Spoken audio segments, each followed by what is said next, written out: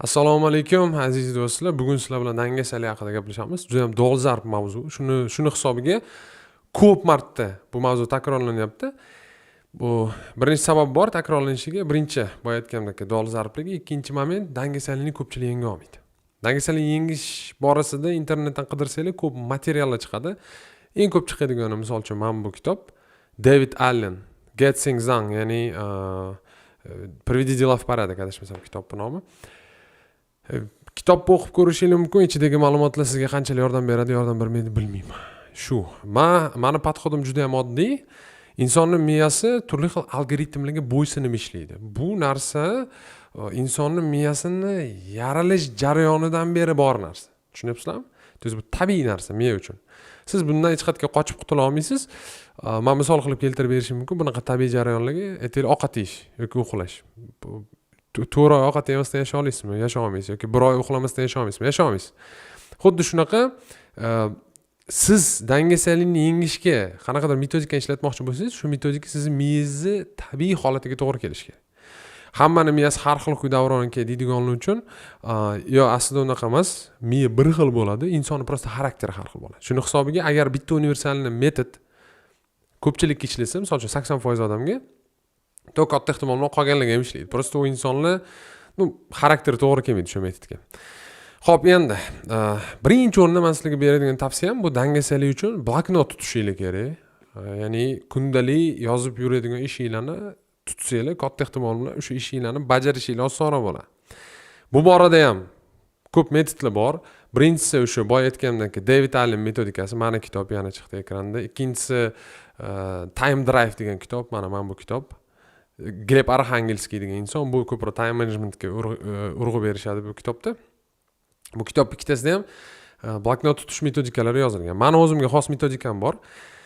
Men Linenberger degan insonni men bu Agile, Scrum degan metodikalarni bilasizlarmi yo'qmi bilmadim. O'da stikerlar ishlatiladi. Shu narsani prosta bitta shaxs uchun ishlatishni boshladim. Menda mana bunaqa stikerchalar bo'ladi. Mana bajarishim kerak bo'lgan ishlar bo'ladi. Keyin men bloknot o'rniga kitob tutaman. Buni sababini ham tushuntirganman ko'p marta. Bir marta takrorlayman. Sababi juda oddiy. Baribir stikerlardan foydalanaman. Topshiriqlarni yozganimda bo'sh bo'lib qolsam kitobni o'qib qo'yaman. Kitob meni o'qilish jarayoni. Bilibsizmi? Men chizilgan, yozilgan va hokazo. Ikkita qo'yonni bittada o'ldiraman. Endi men uchun dangasalik yengish jarayonida bitta zo'r metod bor. Men bilmadim bu metod qayerdadir bormi yo'qmi, men o'zim uchun ishlataman har holda. Pomidorlar bilan ishlayman. Ishlash jarayonimda menda 2 toifali topshiriqlar bo'ladi. Yaxshi ko'rgan topshiriqlarim bo'ladi. Menga uncha yoqmaydigan topshiriqlar bo'ladi. Lekin bajarishim kerak bo'lgan topshiriqlar bo'ladi. Menga yoqmaydigan topshiriqlarga misol uchun ssenariy yozish kiradi. Ssenariy yozish qiyin chunki o'ylashim kerak. Rus tilidagi ma'lumotni, xayolimda bor ma'lumotni o'zbek tiliga tarjima qilishim kerak. Tushunayapsizlarmi? Men rus tilida o'ylayman. Bu narsani tarjima qilish kerak, uni yozish kerak. Mana bunaqa ko'cha tilida gapirib yozib bo'lmaydi. Uni ko'p bir xil gaplar ishlatib bo'lmaydi. Narsa, parsa, bilan ishlatmasdan chiroyli qilib yozish kerak. Shuning uchun men qiynalaman. Undan tashqari men sekin yozaman. Men uchun bu напряжение, agar professional bo'lib tez yozganimda boshqa gap edi. Yaxshi ko'rgan topshiriqlarim bor. Misol uchun kitob o'qish. Men kitob o'qib, menga topshiriq qo'ymasam ham kitob o'qish, bari kitob o'qiyman. Har kuni qiladigan ishim ovqat yeyish bilan bir xil qolgan men uchun. Har kun ovqat yeyman, har kun kitob o'qiyman, hech naqa. Endi men nima qilaman? Dangasalik yengish uchun menga yoqmaydigan, lekin foydasi ko'p bo'ladigan ishlarni qilishim uchun, misol uchun eslab qolish yoki ingliz tili bilan shug'ullanish yoki ssenariy yozishga o'xshagan qiyin ishlarni bajarganimda men quyidagi formulani ishlataman. Bitta pomidor mobaynida, ya'ni bitta 25 minut mobaynida men qiyin ishni bajaraman. Ikkinchi 25 minut mobaynida men sal osonroq bo'lgan ishni bajaraman. Ya'ni kitob o'qiyman. Yana qiyin ish, oson ish, qiyin ish, oson ish. Shuna qilib cherdavat qilaman. Ya'ni bunisini. Shunda bajarish ancha osonlashadi.